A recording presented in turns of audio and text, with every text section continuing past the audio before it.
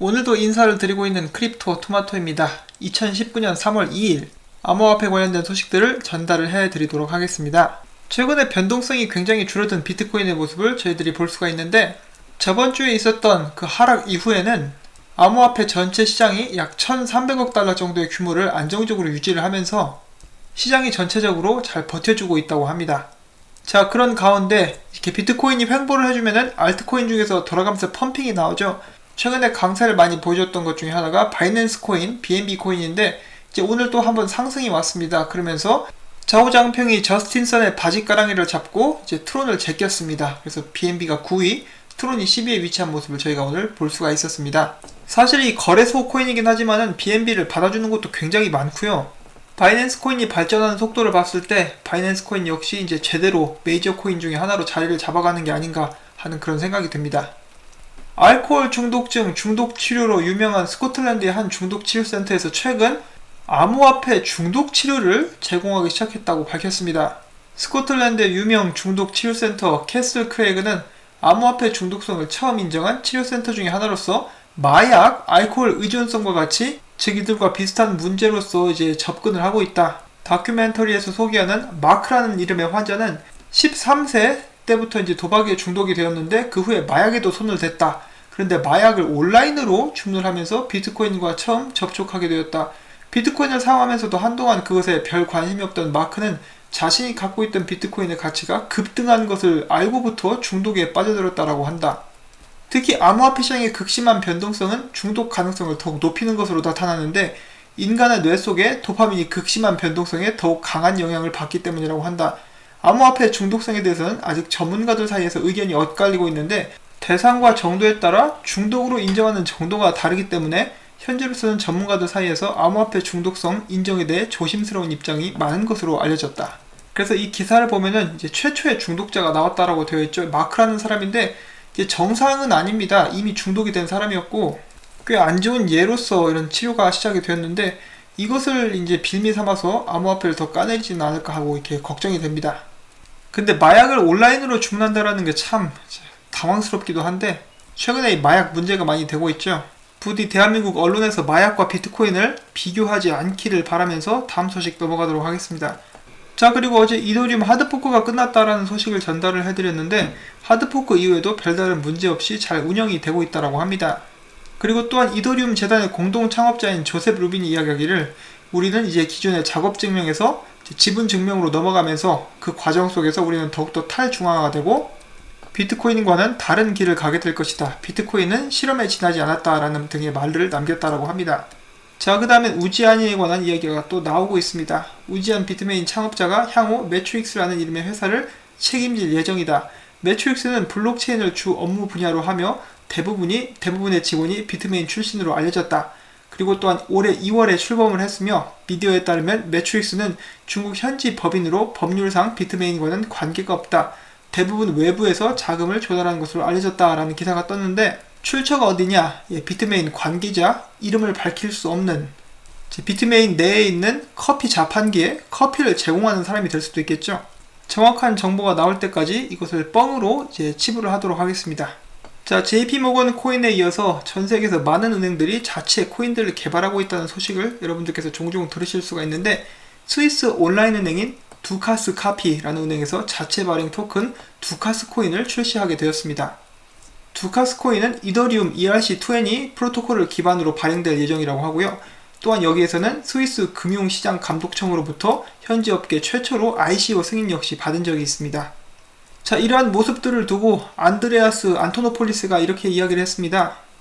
지난 몇 년간 각국 중앙은행 등 금융기관들이 CBDC, 중앙은행 발행 디지털 화폐에 대해서 적극적으로 연구를 하고 있다. 그러나 정부 주도의 암호화폐는 아무것도 바꿀 수 없다고 지적을 했다.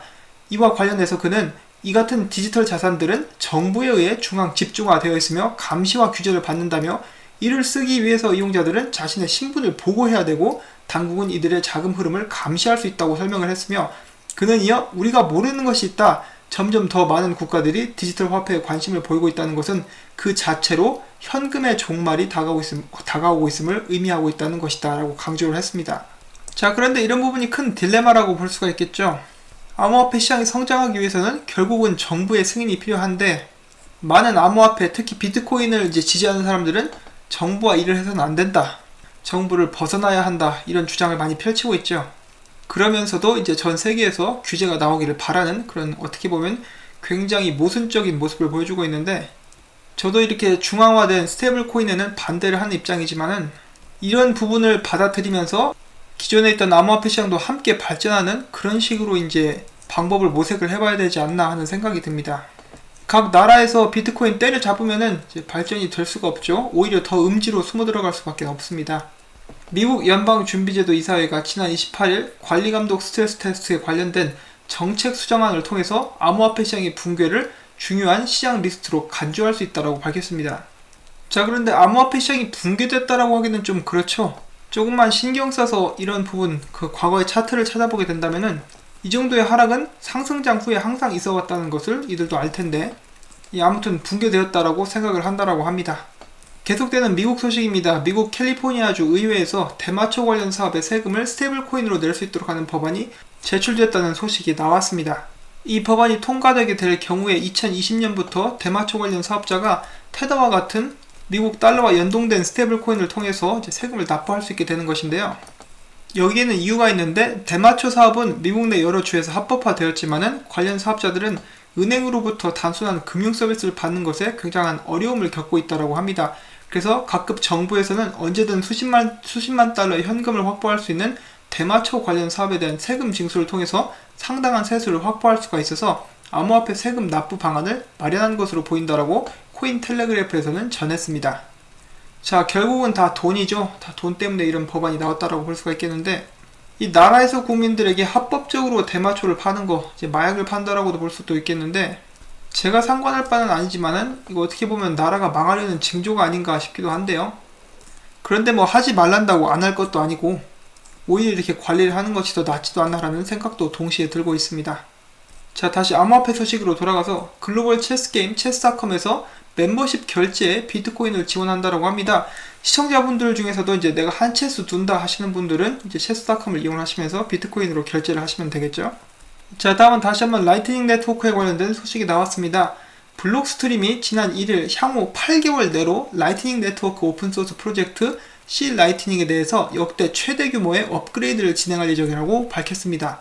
여기에는 다수의 새로운 기능이 소프트웨어에 탑재될 예정인데, 특히 플러그인 기능을 통해서 누구나 쉽게 라이트닝 네트워크 결제 시스템에 다양한 기능을 구축할 수 있게 만든다는 방침입니다. 개발자들은 다양한 프로그래밍 언어로 작성된 플러그인을 자유롭게 추가를 할 수 있게 되고요. 또 한편 미디어에 따르면은 최근 라이트닝 네트워크 응용 서비스 개발 사례가 급증하면서 7살짜리 소년이 비트코인 지불 기반의 좀비 사냥 게임을 만드는가 하면, 한 주부는 라이트닝 네트워크 기반의 피자 주문 웹사이트를 개설한 바가 있습니다. 자, 이런 업데이트가 나오게 되면은 국내에서도 이제 프로그램을 잘 다루시는 분들은 이런 쪽에서 사업을 시작하실 수도 있겠죠. 새로운 아이템입니다. 근데 한 가지 걸리는 점은 향후 8개월 내로, 이제 범위가 너무 광범위하죠. 3개월도 아니고 5개월도 아닌 8개월, 뭐 한마디로 올해 아니라고 이야기를 한 것 같은데, 기왕 하는 거 내일 합시다. 우리 내일 날씨도 좋고 딱 좋은데 그냥 내일 바로 해치우고 같이 맛있는 거나 먹으러 가면 좋겠습니다. 자, 다음은 좀 기분 좋은 소식 한 가지가 나왔습니다. 피델리티에 관한 업데이트가 나왔는데, 여기에 보시면은 피델리티는 서두르고 있지 않고 천천히, 그렇지만 확실하게 암호화폐 관련 사업을 진행을 하고자 한다. 그리고 지금 현재 수탁 업무에 관해서 소프트 런치, 완전 개장이 아니라 선택적인 고객들을 상대로 이미 사업을 시작했다라고 밝혔습니다. 자, 그들의 던진 말을 지키고 있는 피델리티의 모습을 보여주고 있죠. 뭐 완전 개장은 아니지만 일단 사업을 시작했다는 데 큰 의의를 둘 수 있을 것 같습니다. 사골 우려먹듯이 계속해서 푹푹 삶아가지고 이제 개미들마저 같이 삶고 있는 벡터와는 전혀 다른 모습을 보여주고 있죠. 전세계 최고의 자산 운용사 중 하나인 피델리티에서 암호화폐 관련 사업을 시작했다. 저는 정말 역사적인 사건 중에 하나라고 생각을 합니다. 벡트 관계자들이 이거 보고 좀 반성 좀 했으면 좋겠습니다. 자, 그 다음 암호화폐 투자자들 다수를 상대로 설문조사를 했습니다. 그 사람들이 대답하기를 비트코인은 장기적으로 10만 달러에서 100만 달러 정도 가게 될 것이다 라는 답을 내렸다라고 합니다. 사실 뭐 그렇게 대단한 설문조사는 아니었고요. 여기 보시면 트위터 사용자 중에 한 명인 매직풋 캐논, 의역을 하자면은 마법의 똥대포라는 사람이 있는데, 이제 꽤 유명한 트레이더 중에 한 명이라고 합니다. 그리고 그 사람이 자기가 생각했을 때는 비트코인이 앞으로 4년 이내에 최소 10만 달러까지 오를 것이고 최고 15만 달러까지의 상승도 가능할 것이다 라고 이렇게 글을 남겼고요. 또 그는 궁극적으로 비트코인은 100만 달러를 넘어설 수 있을 것으로 믿는다며 자신의 팔로워들에게 어떻게 생각하는지 설문조사를 이렇게 물어본 것입니다. 이 설문조사에는 2,960명이 참여를 했고요. 그 중에 42%는 이 마법의 똥대포의 의견과 동의를 한다라고 이렇게 답변을 했습니다. 즉 42%는 비트코인이 향후 10만 달러에서 100만 달러까지 갈 것이다 라고 생각을 했다라고 볼 수가 있겠죠. 근데 이 사람은 똥을 왜 이렇게 좋아하는지 이제 아이콘마저 똥으로 이렇게 만들어 놨습니다. 자, 이 똥을 좋아하는 사람이라 할지라도 이 사람 같은 경우는 과거에 여러 차례 비트코인의 움직임을 사전에 정확히 예측함으로써 강력한 평판을 구축한 그런 사람이라고 하는데, 얼마 전에 인터뷰에서 큰 화제가 됐었던 IBM의 블록체인 및 암호화폐 담당자도 이제 비트코인이 100만 달러 갈 것이라고 이야기를 했었는데, 이 마법의 똥대포 역시 100만 달러를 예견하는 그런 사람 중에 한 명이 될 것 같습니다. 여러분들은 어떠십니까? 여러분들은 비트코인이 최대 어느 정도까지 상승할 거라고 생각하시는지 의견이 있으신 분들은 답글에 달아주시면 저희가 함께 공유를 해보도록 하겠습니다. 자, 그 다음으로 좋은 소식이 또 한 가지가 나왔는데, 서클이 암호화폐 시장 조작 감시 프로그램을 도입하겠다라고 밝혔습니다. 골드만삭스가 투자한 블록체인 금융기업 서클이 암호화폐 시장에서 벌어지는 조작 행위 방지를 위한 추적 프로그램을 도입한다고 1일 현지 시간이니까 오늘이라고 볼 수가 있겠죠. 오늘 밝혔습니다. 보도에 따르면 서클은 디지털 금융기업 나이스 액티마이즈의 시장 감시 도구를 이용해서 내부 거래 및 암호화폐 가격을 부풀린 후 팔아치우는 펌프 앤 덤프 행위 등에 대응할 예정이다. 또한 서클은 이 회사의 클라우드 시장 추적 도구를 이용해서 암호화폐 시장에서의 불법 행위들을 추적, 감시할 계획이라고 밝혔습니다. 서클의 CCO가 이야기하기를 나이스 액티마이즈의 금융시장 준수 솔루션과 같은 혁신적인 기술 솔루션은 규제 기관과 잠재적 요구를 충족시키고 우리의 자산을 보호하도록 도와준다 라고 밝혔고요. 정말로 바람직한 움직임이라고 볼 수가 있겠습니다. 시장의 건전한 성장을 위해서 이런 부분들이 꼭 필요하기 때문에 서클에게 감사의 박수를 전합니다.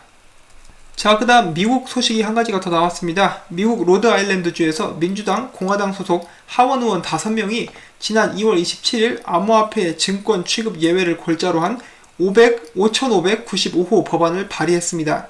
해당 법안은 로드아일랜드 통일증권법 내에서 블록체인 토큰 발행자를 증권 발행자로 간주하지 않으며 동시에 증권법에 구속되지 않도록 규정한다라는 내용을 추가할 것을 제안을 하고 있습니다. 그래서 딱 이 부분만 봤을 때는 증권법에서 암호화폐를 제외한다. 굉장히 좋은 법이라고 볼 수가 있겠죠. 그런데 계속해서 읽어보면은 해당 법안은 암호화폐는 소비와 상품 구매에 사용되어야 하며 금융투자 수단으로 판매되지 않는다는 것을 전제로 한다라고 나와 있습니다.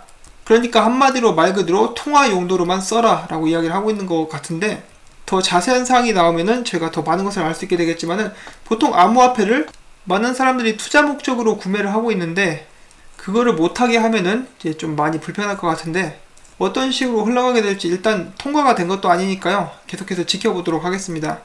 그 다음 또 인도에서 좋은 소식이 한 가지가 나왔습니다. 인도 증권거래위원회가 현재 블록체인, AI 등 신기술의 규제 샌드박스 도입을 고려하고 있다고 하는데, 이를 통해서 증권시장에 더 많은 신기술이 더 나은 규제를 받는 환경을 구축하기 위함이라는 설명입니다.